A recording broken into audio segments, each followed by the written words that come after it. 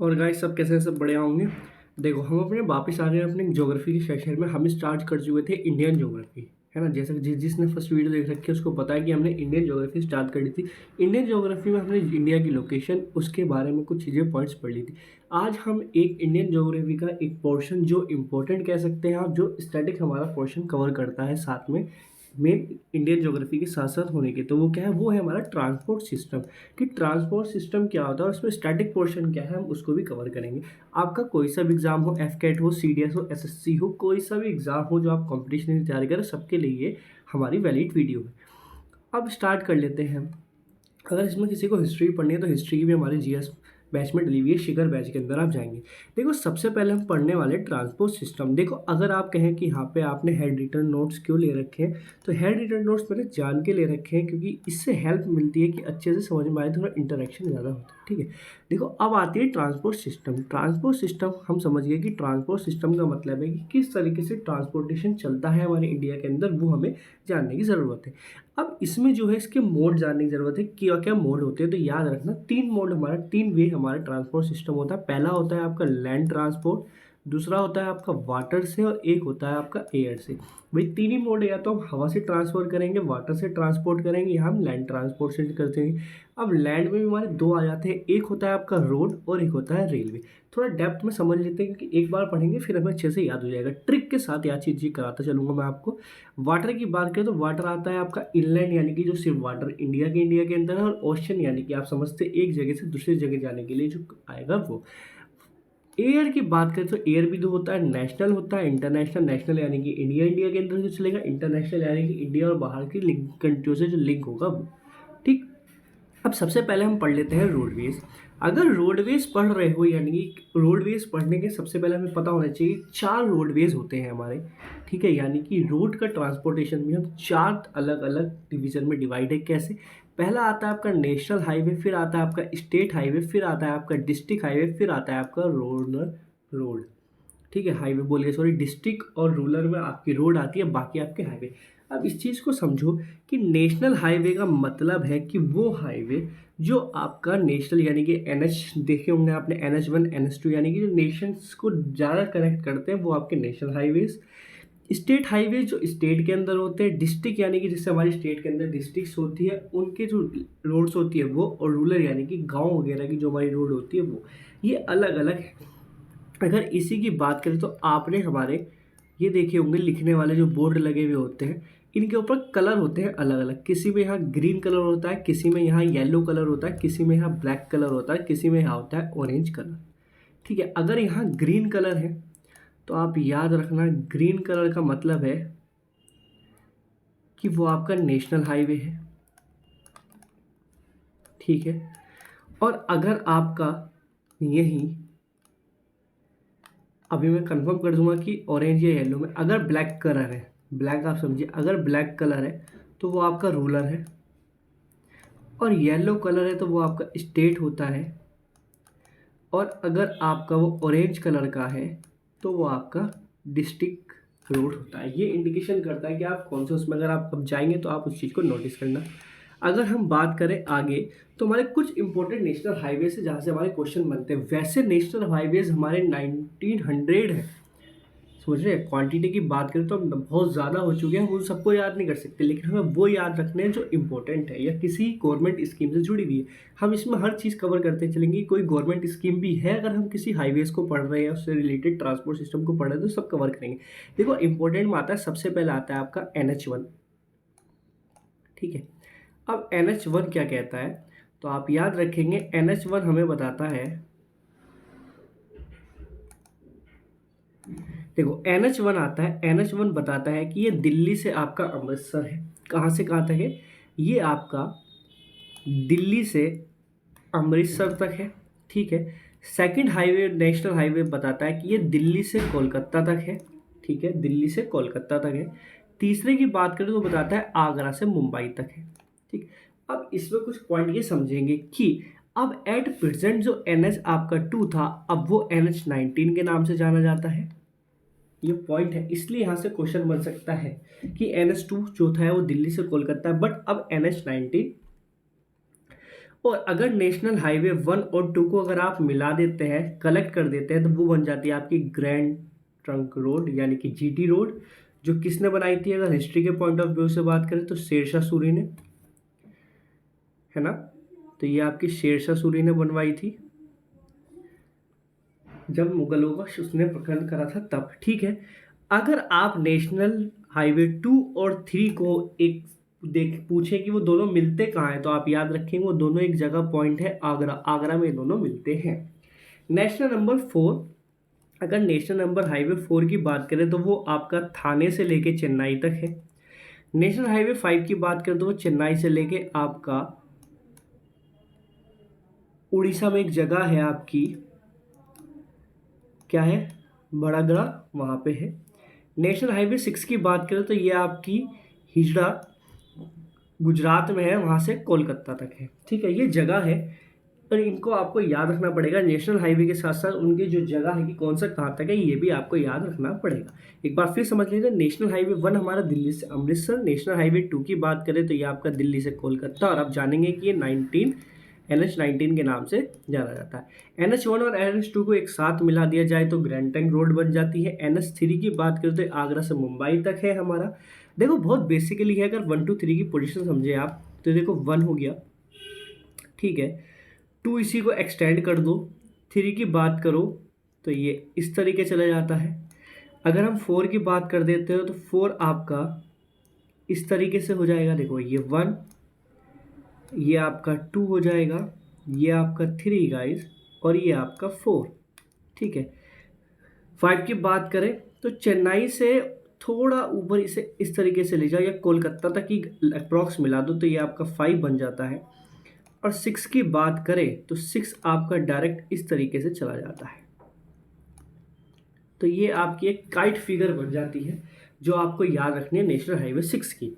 उम्मीद करता हूँ ये आपको समझ में हो गए होंगे। अब देखो मूव करते हैं, स्क्रीनशॉट लेना तो ले सकते हैं 1 2 3। चलिए अब मूव करते हैं आगे कि नेशनल हाईवे 7। नेशनल हाईवे 7 आप समझेंगे कि नेशनल हाईवे 7 किसी टाइम में सबसे बड़ा नेशनल हाईवे के नाम से जाना जाता था, यानी कि लॉन्गेस्ट नेशनल हाईवे की बात करें तो नेशनल हाईवे 7 था वो किसी टाइम में, जो वाराणसी से कन्याकुमारी तक जाता था, यानी कह सकते हैं पूरा आपका यूपी से लेके नीचे तक आपका वो जाता था, ठीक है। अब कुछ पॉइंट आते हैं कि NH3 और NH6, अगर पूछे कि NH3 और NH6 एक दूसरे को इंटरसेक्ट किस पॉइंट पे करते हैं तो आप याद रखेंगे, क्योंकि पता चला था ना 3 हमारा कहाँ था, 6 हमने समझा डायरेक्ट, और वो आपस में वो कहीं कट करते हैं, तो याद रखना धूले मध्य प्रदेश, मध्य प्रदेश का महाराष्ट्र में है, वहाँ पे एक दूसरे को इंटरसेक्ट करते हैं। इसी तरीके से आता है कि NH7, देखो NH7 ऊपर से नीचे से जा रहा है तो बहुत सारे नेशनल हाईवेज को कट करेगा, तो पूछ लिया जाता है कि नेशनल 7 जो है वो इंटरसेक्ट नेशनल 6 और 4 को का इस पॉइंट पे करता है, तो याद रखेंगे नेशनल 6 को करता है नागपुर पे और 4 को करता है आपके बेंगलुरु में, ठीक है।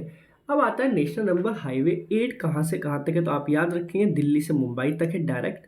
9 की बात पूछ ली जाती है तो 9 आपका फर्जिलखा से पित्तौड़गढ़ तक, ठीक है। 10th की बात करें तो 10th है आपका दिल्ली से फिजरगढ़ तक, ठीक है, ये पंजाब में आपकी जगह है। अब उसके बाद आता है कि आपका national highway number 31। National number highway 31 की बात करें तो ये बहरीच से आपकी गुवाहाटी तक है, और आप याद रखेंगे कि अकेला नेशनल हाईवे है जो 7 सिस्टर्स को कनेक्ट करता है, यानी कि जो हमारा ये इंडिया का पॉइंट है, ये वाला जो पॉइंट है ना, ये आपका अरुणाचल प्रदेश, आसाम, मेघालय, त्रिपुरा, मिजोरम, नागालैंड वाला, इसको जो इधर वाला इंडिया छोटा सा हम जानते हैं कि थोड़ा सा टुकड़ा जुड़ा, बस यही नेशनल हाईवेज को पूरी इंडिया को 7 सिस्टर से जोड़ के रखता है। कौन सा है, तो इसलिए इंपॉर्टेंट हो जाता है नेशनल नंबर हाईवे 31। अब याद रखेंगे नेशनल हाईवे 47A जो आपका कोची से वेलिंगटन आइलैंड तक है, और याद रखेंगे आपका आइलैंड बहुत ज़्यादा इंपॉर्टेंट है, अभी हम आइलैंड्स पढ़ेंगे वहाँ पे उसको आप अच्छे से समझ पाएंगे। ये सबसे शॉर्टेस्ट हाईवे है, सिर्फ 6 किलोमीटर का है, लेकिन आज के टाइम में इसको जो जाना जाता है वो जाना जाता है NH996B के नाम से इसको जाना जाता है। अब ठीक है, चलो अब नेक्स्ट क्वेश्चन आता है कि कुछ गवर्नमेंट की स्कीम है, हमें उनको पढ़ने की ज़रूरत है नेशनल हाईवेज में, उसके बाद हमारा रोडवेज कंप्लीट हो जाएगा, फिर हम मूव करेंगे अपने नेक्स्ट टॉपिक पे, रेलवेज पे। अब देखो यहाँ आती है बात कि सबसे पहले आता है गोल्डन क्वाड्रिलेटर प्लान। यानी कि गवर्नमेंट ने गोल्डन क्वाड्रिलेटर प्लान चलाया था। वो क्वाड्रिलेटर से समझे कि आप 4 रोडों को उसने जोड़ा था। इसमें प्लान में ये था कि जो 4 मेगा सिटीज़ है हमारी, या है ना, मेगा सिटीज़ है, उनको कनेक्ट करना है। इसकी टोटल लेंथ की बात करोगे तो आप ये आपकी हो जाती है 5846, यानी कि 5846 किलोमीटर की इसकी डिस्टेंस है पूरी आपकी। ठीक है। और ये आपकी मेगा सिटीज़ यानी कि आपकी दिल्ली, कोलकाता, चेन्नई और मुंबई को जोड़ता है। और अब ये जो पॉइंट आता है कि ये किसकी, तो यहाँ भी पूछा जाता है किसकी लेंथ क्या है, तो इसकी एक ट्रिक है और आप ट्रिक याद रखेंगे। वो ट्रिक है आपकी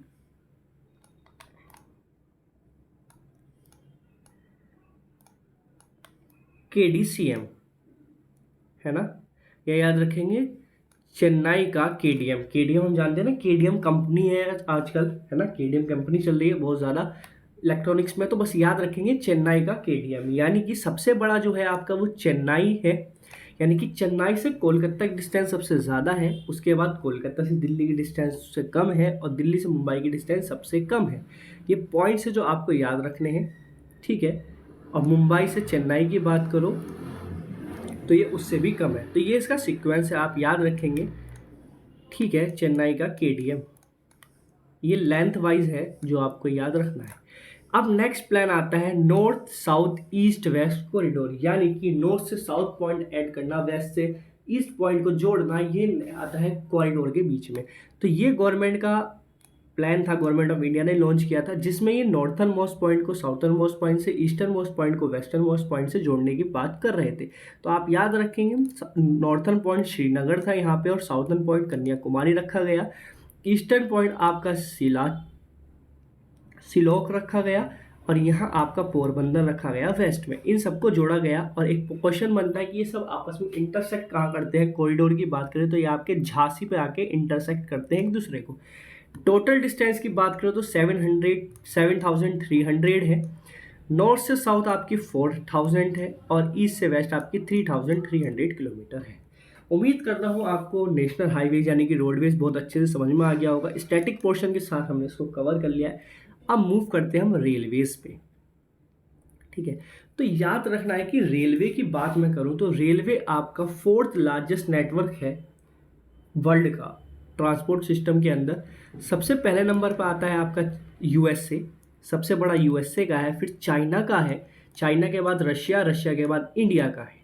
ठीक है। और ये नेशनलाइज जो रेलवेज हम जानते हैं, रेलवेज डलहौजी के टाइम पर आ चुकी थी इंडिया के अंदर। फर्स्ट रेलवे वहीं की बात है, हम इसको कवर करेंगे अभी। और नेशनलाइज ये हुआ हमारा 1951 में आके, यानी कि नेशनल इसके अंदर कंट्रोल में लिया 1951 में इसको आके। फर्स्ट ट्रेन, अब कुछ स्टैटिक पोर्शन की बात करी तो स्टैटिक पोर्शन यही है कि पहली ट्रेन इंडिया में और वर्ल्ड में कहाँ चली, हम दोनों को कवर करने वाले हैं। देखो वर्ल्ड की बात करें तो वर्ल्ड में आपकी हुई 1825 में, यानी कि 1825 में चली, जिस ट्रेन का नाम था लिवरपूल। ठीक है। मैनचेस्टर, ब्रिटेन में चली थी। नेक्स्ट इंडिया की बात करें तो इंडिया में हुई थी 13 अप्रैल 1853, यानी कि 1853 में स्टार्ट होती है। थाने से मुंबई की ट्रेन चली थी और 34 किलोमीटर की इसकी डिस्टेंस थी। डलहौजी के टाइम पे आपकी ट्रेन चली थी, आप याद रखेंगे। अब आता है लॉन्गेस्ट ट्रेन की बात कर लेते हैं। तो देखो वर्ल्ड की लॉन्गेस्ट ट्रैक की बात कर लेते हैं, और इंडिया की लॉन्गेस्ट ट्रैक की बात कर लेते हैं। अगर हम वर्ल्ड की बात करते हैं तो आप याद रखेंगे साइबेरियन रेलवे, ट्रेन का नाम है साइबेरियन रेलवे। जो ये है आपका लेनिनग्राड बिडविस्टा, रशिया। ठीक है। इंडिया की बात करते हैं तो ये आपका दुबड़गढ़ से कन्याकुमारी तक का है डिस्टेंस, आप इसको पढ़ सकते हैं और याद कर सकते हैं। अब आती है फास्टेस्ट ट्रेन की। तो इंडिया में वर्ल्ड में फास्टेस्ट ट्रेन की बात करें तो वो चाइना के पास है, जिसका नाम है संघाई। ठीक है। जिसकी स्पीड है 480 किलोमीटर प्रति घंटा।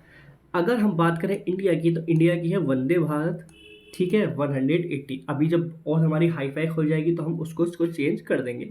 अब आती है लॉन्गेस्ट प्लेटफॉर्म वर्ल्ड में बात करें तो इंडिया का है। आपको जान के प्राउड होगी कि वर्ल्ड के अंदर भी इंडिया का प्लेटफॉर्म सबसे बड़ा है, जो है गोरखपुर का प्लेटफॉर्म। ठीक है।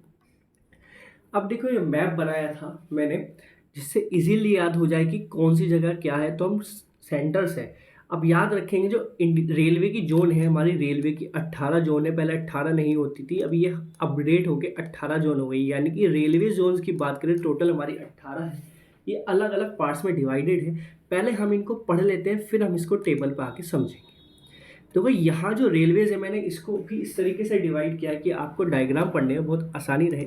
सबसे पहले मैंने जो डिवाइड किया वो किया मैंने डायरेक्ट डायरेक्ट जोन्स, यानी कि नॉर्थन जोन, आपकी नॉर्थ साउथ ईस्ट वेस्ट और सेंट्रल, इन जोनों को डिवाइड किया है मैंने। तो आप याद रखेंगे जो सेंट्रल रेलवे जोन है वो आपकी मुंबई है। जो आपकी नॉर्थ रेलवे है वो आप याद रखेंगे न्यू दिल्ली है। साउथ की बात करें तो साउथ चेन्नई सेंटर है। ईस्ट की बात करोगे तो कोलकाता है। वेस्ट की बात करोगे तो चर्च गेट मुंबई है आपका। अगर मैं इसको बेसिकली आपको इस डायग्राम में इस तरीके से समझाऊँ तो आप याद रखेंगे ये मुंबई सेंट्रल है, ये आपका न्यू दिल्ली है, ये आपका यहाँ कोलकाता आ जाएगा, ये आपका चेन्नई आ जाएगी यहाँ, और ये आपका चर्च गेट मुंबई आ जाएगा। अब इनके सेंट्रल्स की बात करेंगे हम, तो आप याद रखना नॉर्थ सेंट्रल आपका है प्रयागराज, पहले इलाहाबाद के नाम से जाना था। साउथ ईस्ट की बात करें तो ये आपका सिकंदराबाद है। ईस्ट साउथ की बात करेंगे तो आपका हाजीपुर है। वेस्ट साउथ की बात करेंगे तो ये आपका जबलपुर है। यानी कि ये यहाँ सेंट्रल पॉइंट्स हैं जो मैंने अभी आपको ये बताए हैं। अगर हम बात करें इनके अलावा कुछ और हैं, वो है आपकी नॉर्थ ईस्ट, यानी कि अब हम डायमेंशन पर चलेंगे इस तरीके से, है ना। मैंने बहुत वेल फॉर्मेट में आपको ये लिखे हैं, जो आपको पढ़ेंगे तो आपको बहुत इजी रहेगा पढ़ने के लिए। अब आती है नॉर्थ ईस्ट। अगर नॉर्थ ईस्ट की बात करूँ तो यहाँ आपके गोरखपुर में आ जाएगा। नॉर्थ वेस्ट की बात करूँ तो ये आपका जयपुर है, ठीक है। इसी तरीके से साउथ ईस्ट की बात करें तो ये वंस अगेन कोलकाता ही माना जाता है। और हम बात करें साउथ वेस्ट की तो ये आपका हुबली है, ठीक है। अब इन्हीं के जो है कुछ और पॉइंट्स भी है, वो क्या है वो समझो। वो है आपका, अगर हम बात करें नॉर्थ ईस्ट फ्रंट रेल, ये एक अलग जोन है, ये आपका गुवाहाटी में आता है। अगर बात करें ईस्ट कोस्टल, यानी कि ईस्ट में, ये हमारा कोस्टल पॉइंट जो है यहाँ यहाँ से जो है ये है आपकी भुवनेश्वर। साउथ ईस्ट सेंट्रल कौन सा है, ये है आपका साउथ ईस्ट सेंट्रल, यानी कि साउथ ईस्ट का सेंट्रल पॉइंट है एक, ये आपका बिलासपुर आ जाता है। और यहीं आपकी एक साउथ कोस्टल आ जाती है जो हाल फिलहाल में बनी है, जिसका नाम है विशाखापट्टनम। इसी के अलावा एक और आ जाती है कोलकाता में, वो एक्स्ट्रा है, कोलकाता मेट्रो को भी रेलवे जोन के अंदर इंक्लूड किया गया है। इस तरीके से टोटल आपकी 18 जोन हो जाती है।